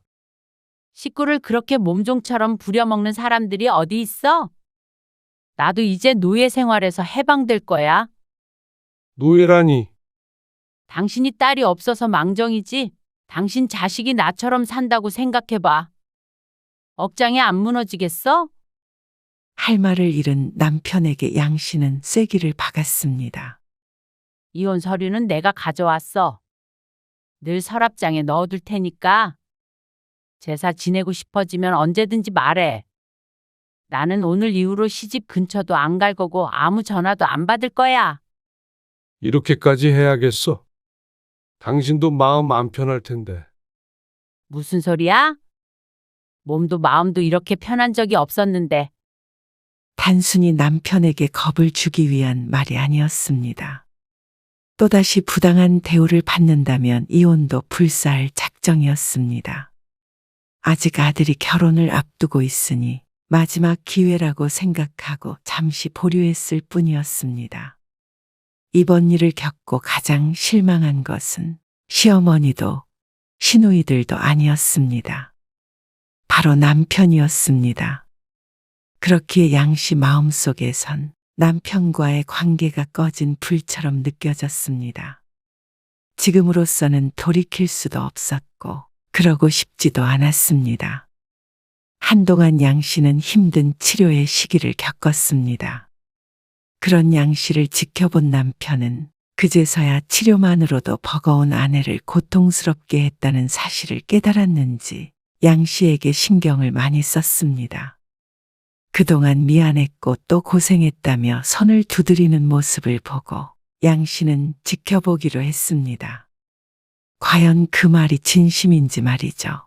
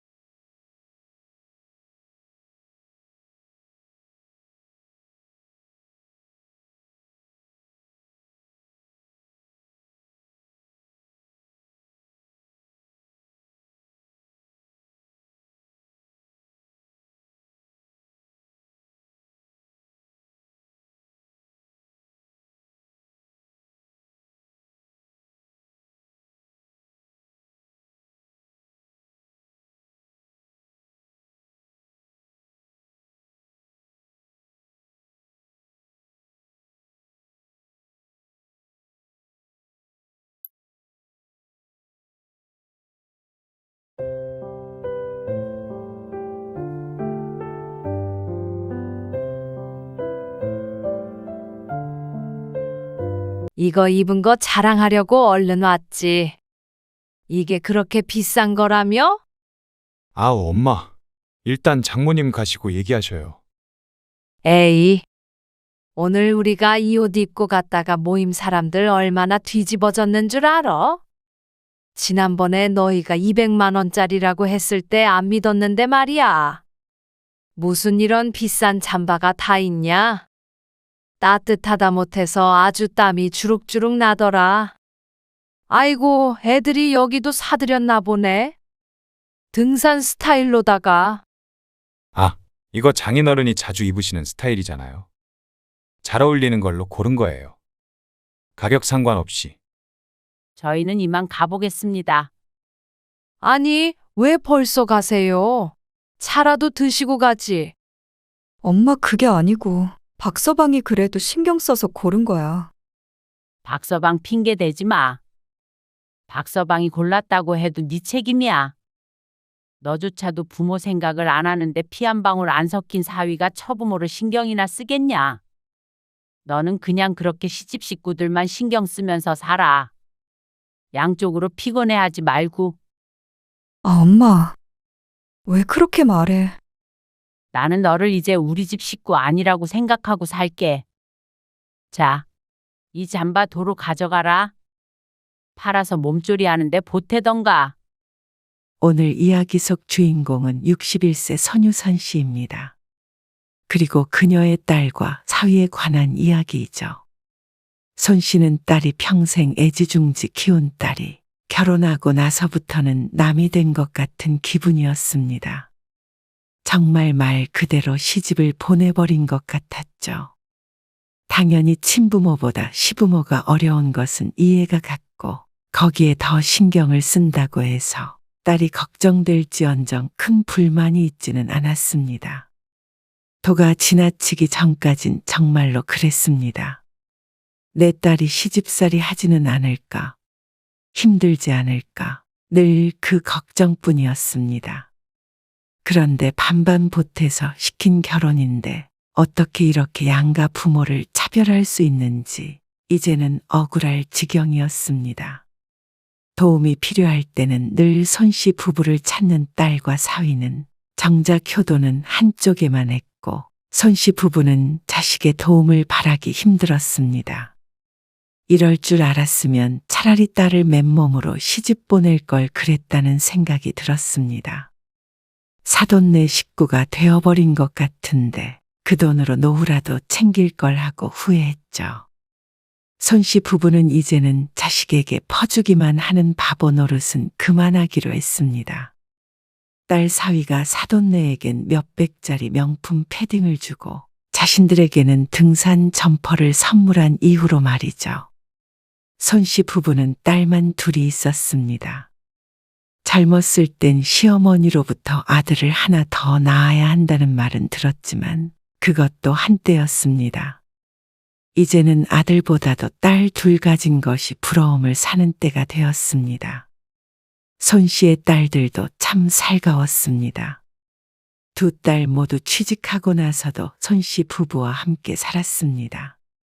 그리고 큰딸이 31가 되었을 때 먼저 결혼을 하게 되었습니다. 그때가 딸이 처음으로 부모에게서 독립하게 된 때였죠. 결혼해도 가까이 사니까 서운해하지 마요. 남편이 상실감이 큰 것 같았습니다. 특히나 큰딸을 예뻐했으니 그 심정도 이해가 갔습니다. 그리고 큰딸이 그런 남편을 위로했죠. 자주 올게요. 딸의 말처럼 신혼집이 멀지 않아 다행이라고 생각했습니다. 따로 살다 뿐이지 보고 싶으면 언제든지 볼 수 있었습니다. 그리고 큰딸의 상견례에서 앞으로 딸의 결혼 생활이 순탄하지만은 않겠구나 하는 생각이 들었습니다. 우리가 자식은 하나지만 그래도 기똥차게 키웠어요. 동네 사람들한테 물어보면 다 알아요. 동네에서 서울로 대학교 간 애는 얘밖에 없다니까요. 아, 네. 참 반듯하게 잘 키우신 것 같아요. 그리고 이런 효자 없어요. 요즘 시대가 아무리 바뀌었어도 말이에요. 효도가 가장 큰 덕목이잖아요.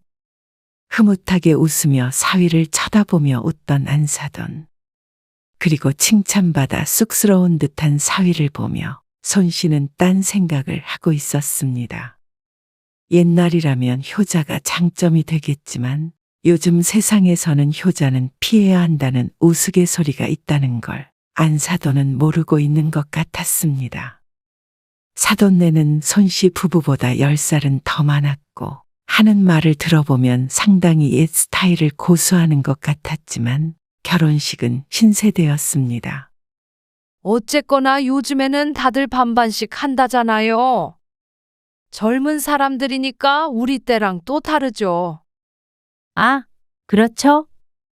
집이나 이런 거 남자가 해가는 거는 옛말이고요. 네. 반씩 하기로 해요. 자식들이 모아둔 돈과 양가 부모가 더 보태서 신혼집을 마련하기로 했습니다. 아직 자식이 없기에 평수는 작았지만 그래도 손 씨 능력 닿는 한 노력했습니다. 작은 딸도 있으니 부담이 이만저만이 아니었습니다. 하지만 요즘 세상이 남자가 집을 해오는 때도 아니었고 만약 그랬다가는 내 자식이 못 펴고 살까 싶어서 상대방이 하자는 대로 했습니다. 그런데 상견례 때도 느꼈지만 사돈네가 참 까다로운 사람들이었습니다. 자식이 하나라 그런가 그렇게 효를 강조하더니 결혼 후에도 주말마다 딸 부부를 불렀습니다. 딸의 신혼집과는 1시간 반 거리에 떨어진 곳인데 말이죠. 희신이 너희 내일 뭐해? 아빠가 오랜만에 얼굴 보고 싶대. 같이 밥도 먹고 나 지금 시댁 가고 있어.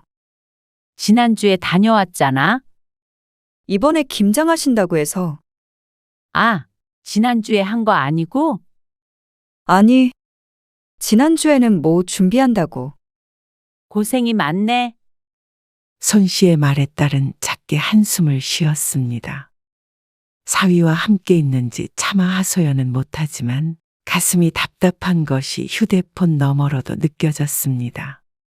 잘 다녀오고 다녀와서 연락하자. 알겠어. 전화를 끊자 옆에 있던 작은 딸이 물었습니다. 또야? 어떻게 3주 연속으로 시댁에 가? 무서워서 결혼 못하겠다. 김장 때문에 그런 건데 뭘. 작은 딸은 혀를 차며 고개를 절레절레 저었습니다. 사실 손 씨도 마음이 좋지는 않았습니다. 직장에 다니는 딸을 저렇게 주말에도 못 쉬게 하는 게 못마땅할 수밖에 없었습니다. 하지만 그렇다고 다 큰 딸 뒤를 쫓아다니며 사돈에게 이러쿵 저러쿵 따질 수도 없는 노릇이었습니다. 그리고 결혼하고 3달쯤 지났을 때 겨우 큰딸 얼굴을 볼 수가 있었습니다. 갑자기 어쩐 일이야? 오랜만에 시간 나서 연락했지. 그래? 갑자기 연락 와서 놀랐네. 원래는 시댁에 갔어야 됐는데 박서방 출장이 갑자기 잡혀서. 잘 됐지? 그러네. 장 보고 나서 오랜만에 집에서 같이 밥 먹으면 되겠다. 장을 보러 나가려는데 때마침 딸에게서 연락이 왔습니다. 오랜만에 만나러 오겠다고 했습니다. 20분 거리인데도 참 얼굴 보기가 힘들었습니다. 딸은 손 씨가 장 보는 마트까지 쫓아왔습니다. 같이 살 때 자주 함께 갔던 곳이었습니다. 진짜 오랜만에 보는 것 같네. 그러게. 이렇게 안 보고 산 적이 없었는데 무척 반가웠습니다. 잠깐만, 엄마. 이거 시어머니가 필요하다고 하신 거거든. 이거 사야겠다. 에어프라이어? 응. 이걸로 고구마 구워 드신다고 하나 사달라고 그러셨거든. 어차피 또 금방 갈 테니까. 안 힘들어? 연이 힘들지. 박서방한테 말 좀 해봐. 어떻게 그렇게 시집에 자주 가? 당연히 얘기해봤지. 그걸로 맨날 싸우다가 이제는 그러려니 해. 자기가 집안일 더 많이 하겠대. 아주 부모님이라면 껌뻑 죽으니까. 그날 딸은 손 씨 가족과 함께 저녁 식사를 했습니다. 그리고 집으로 돌아가기 전에 딸이 손 씨 부부에게 조심스럽게 말을 꺼냈습니다. 아무래도 단순히 사위가 없어서 온 것만은 아닌 듯 했습니다. 사실은 이번에 시부모님 이사하시거든. 그래? 사시던 데가 워낙 오래돼서 박서방도 없고 그러니까 두 분이서 사시기 좋은 데로 이사하셔. 아파트로. 아, 그동안엔 주택에 사셨구나. 응. 근데 시내로 이사하셔서 우리가 좀 보태기로 했어. 너희가? 뜻밖의 말에 손 씨가 놀라서 딸을 쳐다보았습니다. 결혼하는데 모아둔 돈을 썼기에 여유 자금이 별로 없었던 것으로 기억하고 있었습니다. 아, 집 대출받아서. 그 말에 더 놀랐죠. 사돈네가 그 정도 여유도 없이 아들 결혼 자금을 댄 것인가 싶었습니다. 그런데 다시 대출까지 받게 해서 받아갈 거면 반씩 돈을 내자고는 왜 했는지 기가 막혔습니다. 잘 살라고 부모가 지원을 해주는 것인데 어떻게 그걸 도로 가져가 버리나 싶었습니다. 엄마한테 말은 해야 될 것 같아서. 그래서 그걸 그렇게 하겠다고 했어? 이미 대출받았어. 손 씨는 할 말을 잃었습니다. 대출을 1억이나 받았다는 말에 어이가 없었습니다. 그리고 이어지는 말은 거의 뒷목을 잡게 했죠. 그리고 매달 50만 원씩 용돈 드리기로 했어. 이번 달부터. 뭐, 용돈은 왜? 어머님, 아버님이 벌이가 없으시잖아. 연금만 가지고 사실 수는 없으니까. 이 정도면 사기 결혼이 아닌가 싶었습니다. 반식하자는 것도 손 씨 부부에게서 많이 가져가려는 계략이 아니었나 하는 생각이 들었습니다. 근데 대신에 박서방이 외동아들이잖아. 어차피 그 집은 나중에 우리 것 되는 거니까 아깝게 생각 안 하기로 했고. 엄마 아빠도 나중에 그 연세 되면은 우리가 그때 똑같이 용돈 드릴 거야. 근데 혹시라도 엄마 아빠 서운할까봐 미리 말하는 거야. 딸은 사돈의 편을 들며 말했습니다. 손 씨는 여전히 딸에게 부당한 상황이라고 여겼지만 입 밖으로 그 말을 꺼내진 못했습니다. 딸도 바보가 아닌 이상 사위와 충분히 상의를 했을 것이니 말이죠. 집값을 보태준 것도 이미 손 씨의 손을 떠난 돈이고 결국 부부가 그렇게 하기로 한 이상 손 씨가 왈가왈부할 수는 없었습니다. 그리고 힘들어도 딸 마음이 힘들 텐데 부담을 얹어주고 싶지 않았습니다. 그러다가 1년쯤 뒤에 딸이 임신을 했습니다. 그렇게 불러서 사람을 부려먹으면서 병원비나 조리원비도 사돈 내에서 한 푼도 내주지 않아서 손 씨가 챙겨야 했습니다. 임산부에게 좋은 음식도 늘 보내주었고 말이죠. 그리고 딸이 출산했을 때는 딸과 사위의 부탁에 모시겨 일을 쉬고 딸의 집에 들어가서 한 달간 몸조리를 도와주었습니다. 그런데 그때도 안사돈은 매주 자식 집을 찾았습니다. 손 씨가 있는데도 불편함이라고는 모르는 것 같았습니다. 아직 아이가 태어난 지 2달이 안 됐는데도 불구하고 얼마나 들락날락 하는지 몰랐습니다. 그런데 딸은 차라리 이게 낫다며 고개를 저었습니다. 그나마 엄마가 여기 있으니까 시어머니가 직접 오시는 거지. 아니었으면 우리 보고 애기 데리고 오라고 하셨을 거야. 애가 100일도 안 됐는데? 그런 거 신경 안 쓰셔. 불편해도 엄마가 좀 참어. 애미야, 애기 우유 먹이게 분유 좀 타와.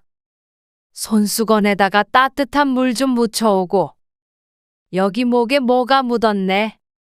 출산한 지 얼마 되지도 않은 내 딸을 부려먹는 안사돈을 보니 속에서 울컥 올라오는 기분이었습니다. 그 와중에 소파에 앉아서 휴대폰을 들여다보고 있는 사위는 얄미워 죽을 것 같았습니다.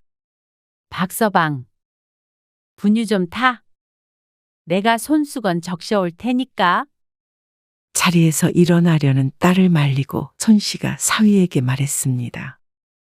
그러자 안사돈이 도끼 눈을 하고 쳐다보았습니다. 남자가 그런 걸 어떻게 하나요? 눈끝만 맞추면 되는데요, 뭘.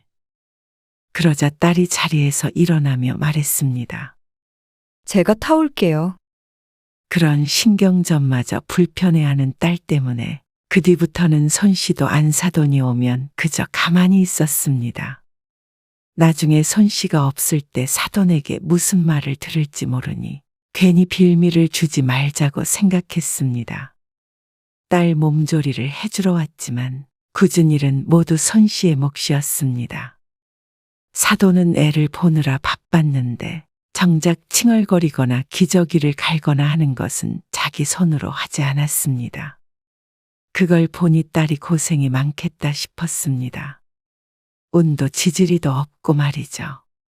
요즘엔 이러지 않는 시어머니가 참 많을 텐데 하는 생각이 들었습니다.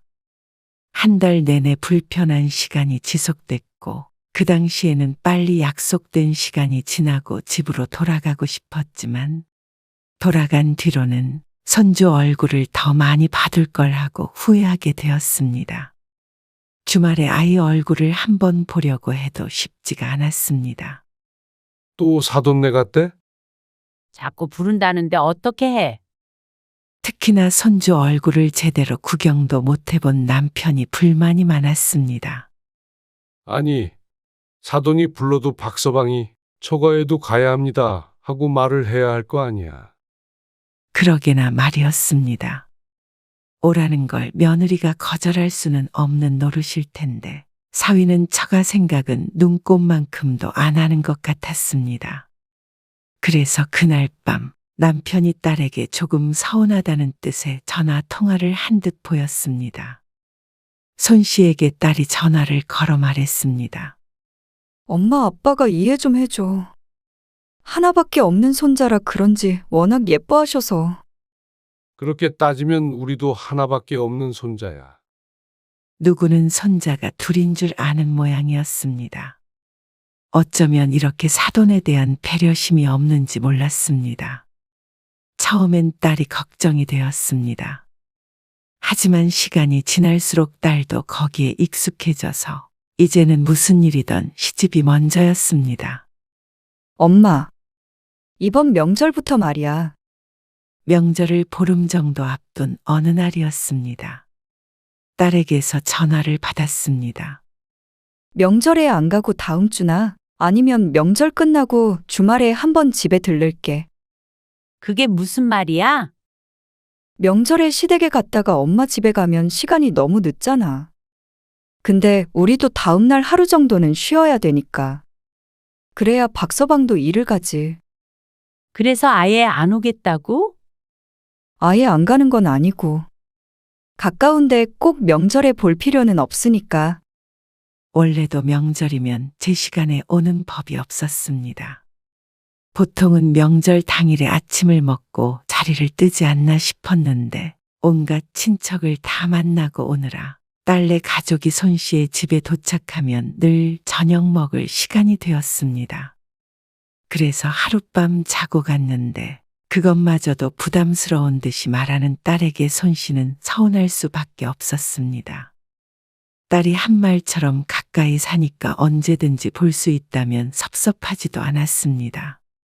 어떻게 1시간 반 거리에 사는 시집은 밥 먹듯이 가면서 손 씨와는 명절이 아니면 보기가 힘들었습니다. 그런데도 거리 핑계를 대고 오지 않는 것은 무시를 당한다는 기분마저 들게 했습니다. 하지만 서운한 기색을 비춰봤자 소용이 없었습니다. 딸은 죽는 소리를 했습니다. 시집의 눈치가 보이네 어쩌네 하면서 엄마가 내 생각을 해줘야지 누가 내 생각을 해주냐 하면서 말이죠. 자식 이기는 부모 없다고 딸이 곤란하다는데 명절에 꼭 우리 집에도 들려라 할 수도 없었습니다. 그렇게 시부모에게 휘둘려서 어떻게 살까 싶다가도 자기가 그렇게 살겠다니 손 씨도 도리가 없었습니다. 그리고 딸과 사위는 남편의 환갑에도 오지 않았습니다. 엄마, 아빠, 죄송해요. 진짜 급한 일이 있어서 시댁에 내려가고 있어. 갑자기 그게 무슨 말이야? 오늘 무슨 날인지 몰라? 당연히 알지. 근데 시아버지가 허리를 다치셨다고 해서.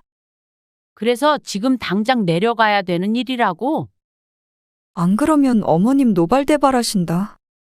갔다가 늦더라도 집으로 갈게.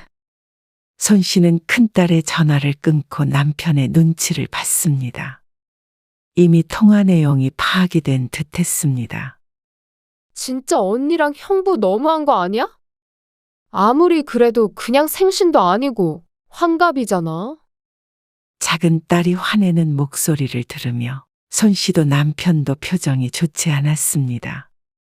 가족끼리 여행을 가려고 했던 걸 사위 회사 때문에 안 된다며 조촐하게 같이 식사만 하기로 한 것이었습니다. 그런데 이렇게 안아버릴 줄은 몰랐습니다. 갔다가 온대. 오기는 안 온다에 내 월급 걸 수 있을 것 같은데. 작은 딸이 빈정거렸습니다. 그리고 그 말이 사실이었습니다. 결국 그날 딸은 돌아오지 않았습니다. 그리고 사위에게선 한 통의 전화도 없었습니다. 어떻게 장인어른의 환갑에 전화 한 통도 없는 사위가 있을까 싶었습니다. 딸은 늘 미안하다고 했지만 항상 손씨 부부는 딸에게서 뒷전이었습니다. 딸이 신경을 덜 쓰니 사위도 장인 장모를 똑같이 대했습니다. 항상 자신의 부모만 챙기기 바쁜 사위를 보며 딸은 아무 생각도 들지 않는 모양이었습니다. 만약에 손씨의 남편이 그렇게 했었다면 손씨는 억울하고 서러워서 잠도 못 잘 것 같았습니다. 내 부모는 왜 똑같이 안 챙기냐며 남편에게 화를 냈겠죠. 늘 둘만 잘 살면 된다고 생각했지만 손씨도 사람인 이상 마음이 아팠습니다. 딸 키워서 남의 집에 줘버린 것만 같았습니다. 이제는 손씨의 딸이 아니라 박씨 집안의 며느리 역할만 하는 것 같았습니다. 그리고 몇 달 뒤에 작은 딸도 독립을 했습니다. 이직을 하면서 손씨의 집과 회사가 멀어졌는데 나이도 찼으니 이제는 나가서 살겠다고 했죠. 그러자 집에는 손씨 부부만 남게 되었습니다. 큰딸은 원래 오질 않았고 작은 딸도 이직하고 일이 바쁘다며 주말에도 얼굴을 볼 수가 없었습니다. 품에 넣고 키웠던 자식들이 모두 안 보이자 남편이 참 쓸쓸해했습니다. 그러던 어느 날 손씨가 길에서 잘못 넘어지는 바람에 엉치뼈를 다친 일이 있었습니다. 얼른 땅을 짚었는데 엉덩이부터 떨어졌는지 어쨌는지 엉치뼈에 금이 가서 일상생활이 크게 불편해졌죠. 다리나 팔을 다쳤다면 깁스를 하고 지내면 됐지만 엉치뼈를 다친 이 자리에서 일어나는 것조차 마음대로 되지 않았습니다. 나가면 당신 혼자 어떻게 해? 그래도 가야지 어쩌게? 희은이한테 전화해봤어? 전화해봤는데 제주도로 출장 가야 한대. 조금 나아지긴 했지만 그래도 옆에서 도움이 좀 필요했습니다. 남편이 수발을 들었는데 주말 동안 시골에 내려갔다 올 일이 생겼습니다. 하루 동안 혼자 있어야 되는 손씨를 남편이 무척 걱정스럽게 쳐다보았습니다. 밥도 챙겨 먹고 화장실도 가고 해야 할 거 아니야. 화장실은 갈만해. 밥은 어떻게 해? 몰라? 알아서 해볼게. 그렇다고 당신 안 갈 수는 없잖아. 희신이한테 내가 전화해 볼게. 수연이 데리고 와서 여기 하루만 있으라고 하면 되잖아. 주말이라 일도 안 할 텐데. 작은 딸도 안 된다고 하니 부탁할 사람은 큰딸밖에 없었습니다. 그런데 남편의 전화를 받은 큰딸이 단번에 거절을 했습니다. 시부모님 오시기로 했어요. 이번 주말에 응. 일요일에 시아버지 생신이셔요. 아빠가 일요일 아침 일찍 올라오니까 토요일에 와서 일요일 아침에 가. 안 되죠. 시부모님이 토요일에 오후에 오시는데 정 그러면 토요일 저녁까지만이라도 있어주던가. 그러자 딸이 짜증스런 한숨을 쉬면서 대꾸했습니다. 아, 아빠. 나 진짜 스트레스 받아. 상황이 안 되잖아요. 시부모님 오시는데 어떻게 며느리가 집에 없어? 아빠는 나 안 좋은 소리 듣는 거 보고 싶어? 너는 네 시부모만 중요해? 아니, 그게 아니잖아. 우리 시어머니 유별나신 거 아빠도 알잖아요. 그냥 원하는 대로 하는 게 편해. 괜히 갔다가 잔소리 들어. 기가 막혔습니다. 자기 아버지 환갑 때도 시부가 허리를 다쳤다며 오지 않았던 딸이었습니다. 같은 상황이 되자 기가 막히게 반대의 선택을 해버리는 딸. 그동안엔 딸이 곤란한 게 싫어서 손씨 부부는 나 몰라라 해도 가만히 있었습니다. 안 그래도 시부모에게 시달리는데 친부모까지 거기에 보탤 이유는 없다고 생각했습니다. 하지만 해도 너무했습니다. 딸도 야속했고 사위도 마찬가지였습니다. 어쩜 이렇게 실망스럽게 말을 할 수 있나 싶었습니다. 차라리 속상해하며 미안해하며 말했다면 또다시 내 딸을 이해해 보려고 했을 것입니다. 하지만 귀찮다는 듯이 짜증난다는 듯이 대꾸하는 딸을 보니 그저 부모가 쉬웠던 것임을 깨달았습니다. 서운하게 해도 함부로 말해도 화내지 않는 부모. 그게 손씨 부부였습니다. 여보, 그냥 끊어. 혼자 있을 수 있어. 평소 같았으면 거기서 한마디 더 했을 남편도 그냥 조용히 전화를 끊었습니다. 손씨보다도 큰딸 사랑이 유별났던 남편이니 실망은 더 컸을 것이었죠. 그 뒤로 손씨 부부는 한동안 큰딸에게 연락을 하지 않았습니다. 가뭄에 콩 나듯 가끔씩 큰딸에게서 전화가 오면 시큰둥하게 받았습니다. 그런 손씨 부부를 딸도 알았을 텐데 전화만 가끔 할 뿐 찾아오지는 않았습니다. 사위는 더더욱 그러했죠. 그렇게 몇 달이 흘렀습니다. 어느 날 갑자기 딸이 찾아왔습니다. 사위와 함께 말이죠. 오랜만에 보는 딸네 가족이었습니다. 손자도 얼굴을 까먹을 지경이었습니다. 어쩐 일이야? 연락도 없이? 아, 백화점에 갔다가 엄마 아빠 생각나서 잠바 좀 샀어. 뜬금없는 딸의 말에 손씨의 눈이 커졌습니다. 정말 평소에는 하지 않았던 엉뚱한 행동이었습니다. 사위도 싹싹하게 말을 했습니다. 제가 골랐습니다. 장모님, 장인어른한테도 잘 어울릴 것 같은 걸로 골랐어요. 그래? 네. 요즘 쌀쌀한데 따뜻하게 입고 다니셔야죠. 사위가 큰 쇼핑백에서 점퍼 2개를 꺼냈습니다. 손씨도 종종 봤던 등산 브랜드였습니다. 얇아 보이는데 신소재라 따뜻하대요. 그러면서 사위가 남편에게도 옷을 대보고 손씨에게도 옷을 대보았습니다. 입어봐. 딸의 말에 얼떨결에 입어보자 사이즈가 딱 맞았습니다. 잘 어울리네. 그래. 고맙다. 잘 입을게. 손씨 부부가 대답하자 딸이 잠시 뒤에 말했습니다. 엄마 아빠 서운한 거 알아요. 근데 내가 엄마 아빠 생각 안 하는 거 아니야. 그건 알지? 맞아요. 장모님, 희신이가 얼마나 부모님 생각을 많이 하는데요. 물론 저도 그렇고요. 그러니 마음을 풀라는 듯한 말에 손씨는 민망한 웃음을 지었습니다. 왠지 나이 먹어서 자식에게 삐지기나 하는 옹졸한 부모가 된 것 같았습니다. 딸에게도 이런저런 사정이 있었을 텐데 너무 우리 생각만 했나 싶기도 했죠. 선물 때문이 아니었습니다. 단순히 선물이나 돈 때문이 아니었죠. 옷을 사러 가서 손씨 부부의 얼굴을 떠올렸다는 딸과 사위의 마음 때문에 손씨도 지난날에 서운했던 감정이 녹는 것 같았습니다. 알지? 어쨌거나 잘 입을게. 안 그래도 네 아빠 맨날 똑같은 잠바 입고 다녀서 하나 사야 하나 싶었는데. 비싼 거니까 잘 입어. 장난스럽게 얘기하는 딸에게 손씨가 고개를 끄덕였습니다. 가격표가 그대로 붙어 있었는데 점퍼 하나당 30만 원 정도였습니다.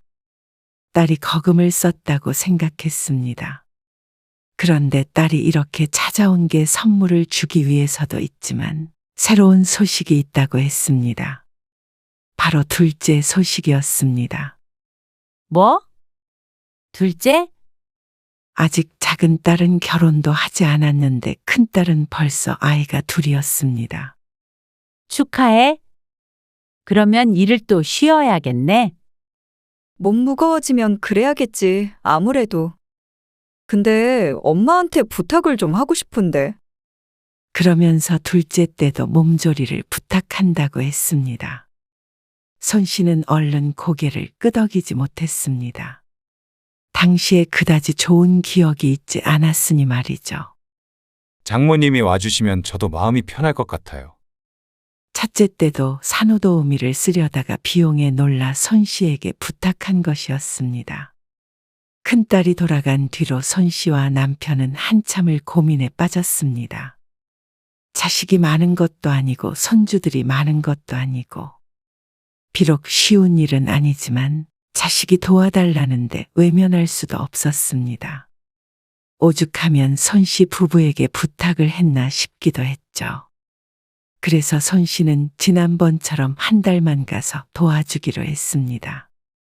딸도 그렇고 사위도 무척 기뻐했습니다. 그리고 나서 식사에 손 씨 부부를 초대했습니다. 손 씨 부부가 같이 딸네 집에서 밥을 먹는 것은 처음이었죠. 엄마, 아빠. 그 옷 입고 왔네. 어때요? 따뜻하죠? 그러더라고. 식사 준비해놨으니까 얼른 오세요. 모처럼 딸 부부와 함께 즐거운 시간을 보냈습니다. 앞으로도 이렇게만 지냈으면 하는 마음이었습니다. 원래 딸을 결혼시킬 때도 이런 장면을 상상했었는데 뒤늦게 이룬 것 같았죠. 이제 가볼게. 벌써 가게? 가야지. 시간이 늦었는데. 손 씨 부부가 자리에서 일어나서 외투를 걸쳤습니다. 딸과 사위는 배웅을 해주겠다며 같이 일어났습니다. 그런데 그 순간 초인종 울리는 소리가 났습니다. 누가 왔나 본데.